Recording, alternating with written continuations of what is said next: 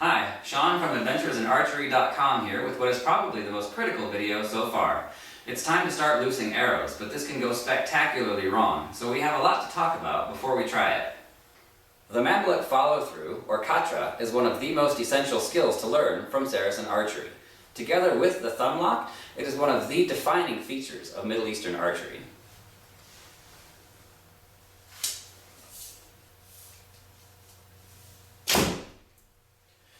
We are climbing toward the top of the tower that we've been building with our archery fundamentals, but we will never reach it without mastery of the Khatrah. We will start today with our braced bow and our practice mirror. Later on, you will need your belt and 3 unfletched arrows along with your practice bale. I cover how to make a practice bale in the written guide, so that's linked below if you need it. As for space, we will be at very short range for a long time, so don't worry about needing distance.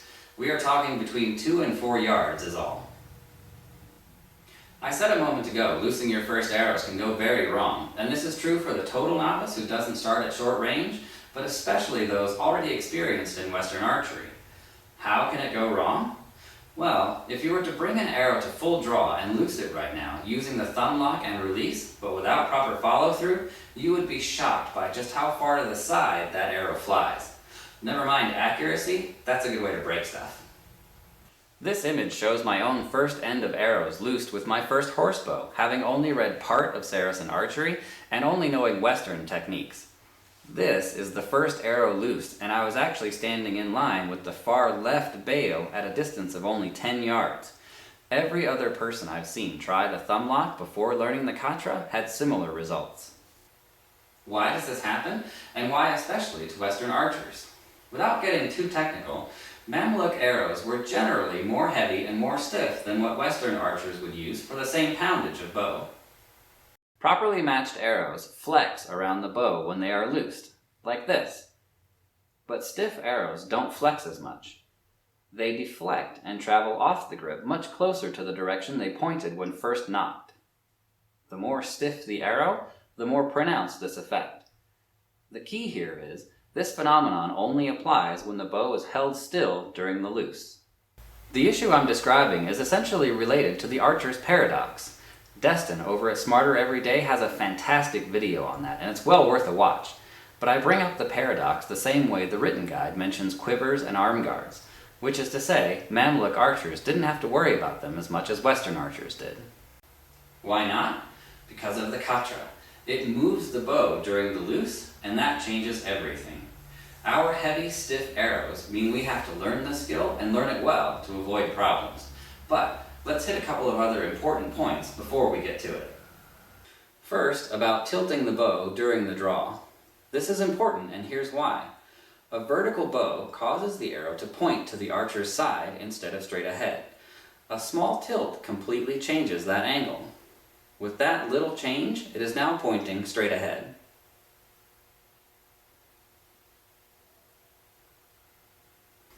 Second, remember to not pinch the nock. Pinching will cause you to fling the arrow even if you do the Khatrah right, because it will cause the string to come out of your hand headed to the inside of the bow instead of to the outside. Incidentally, that's also one of the only ways a thumb lock archer can get string slapped, so you really want to avoid pinching. And if you're wondering, the other two are to have the grip rotated in your hand wrong, or overextending your elbow. Let's demonstrate a bit, because this really does bear hammering home. I've drawn these lines to show how I have the bow aligned. Vertically here, and the arrow is on the horizontal. First, we'll do a vertical bow, a pinched nock, and no Khatrah. This simulates how a Western archer or a novice might first approach the thumb lock. The arrow hits way right, even at short range. This would be far worse if we moved back, and this is how Western archers can throw arrows way to the side. But look, tilting the bow and not pinching isn't enough.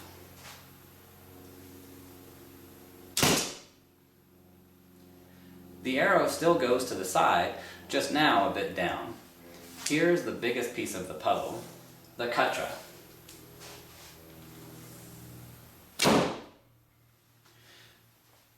The arrow hits where it should, and you can see the arrow is sticking straight out of the paper.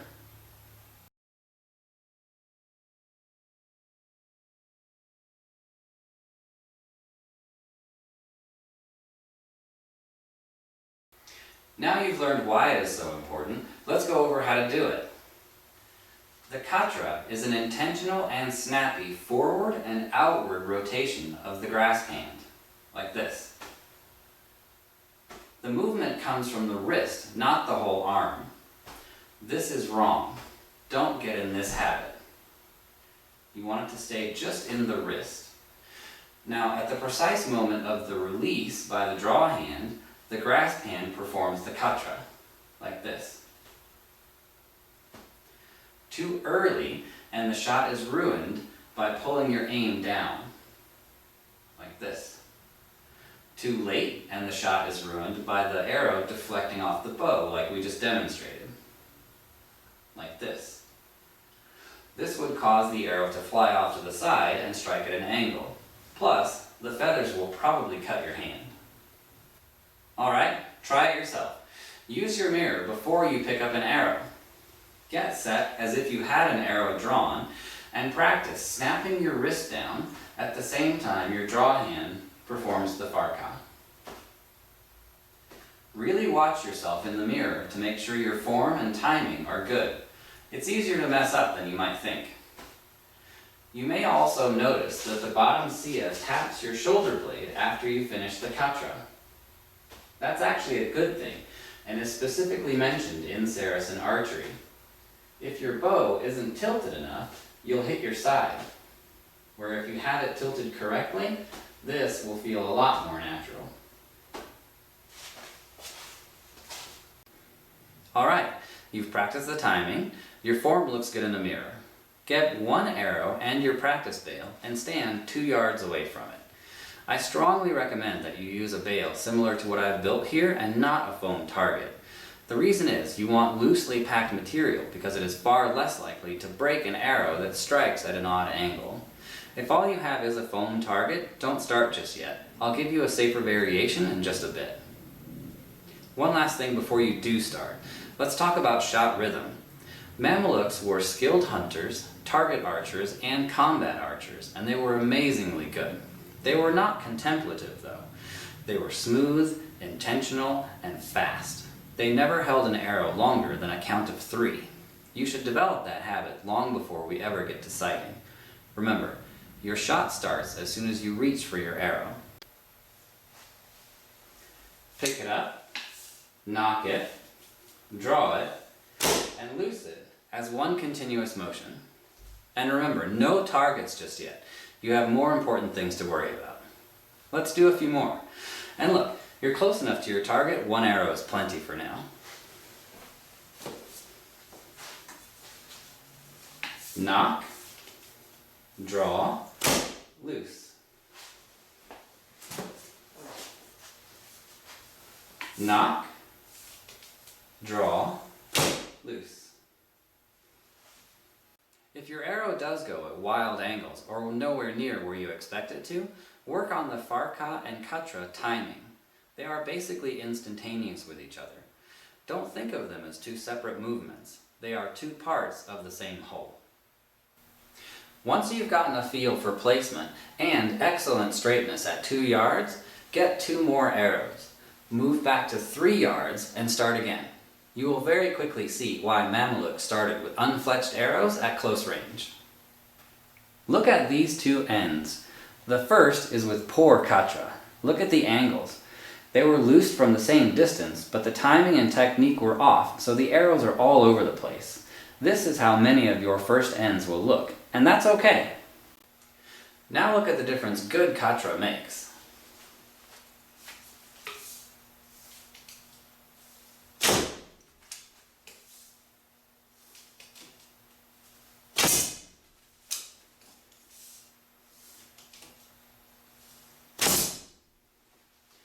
Same distance, but now a consistent angle, better grouping, better all around. Fletching artificially straightens your arrows, so you won't notice if your technique is bad. Carrying bad form and bad timing forward from here can mean hours of frustration later. Avoid fletching for now. When you're good at 3 yards, move to 4. You don't really need to move beyond 4 yards to practice this, and you'll see why in the next video. Use your mirror along the way, and strive for truly excellent form and excellent consistency before you change distances. You should put hundreds of arrows into your target, even at 2 yards, especially if you are training both sides. Remember, this isn't a race. When it does come time later to work on grouping and accuracy, you'll be glad you took your time here.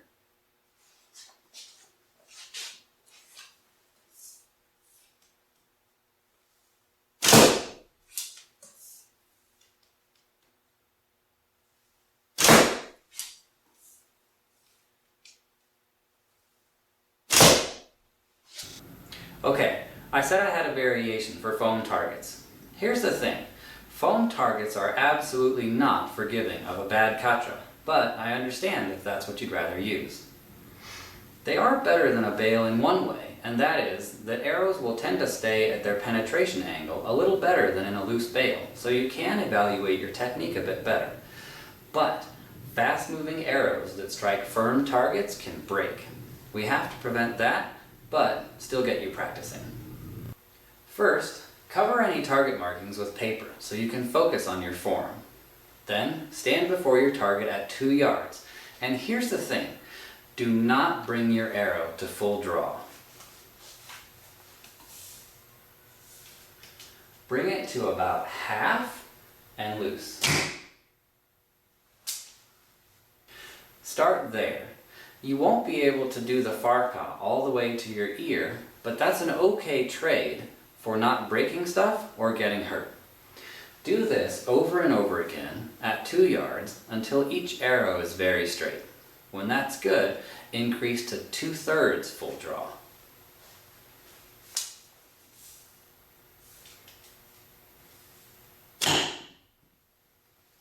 Get those perfectly straight. Once that's good, move back to 3 yards, but stay at 2/3 draw.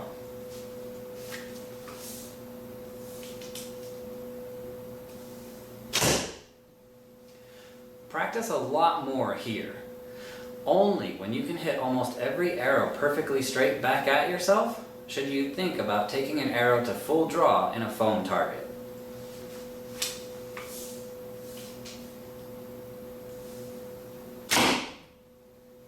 They are just too firm to hit off axis without breaking something.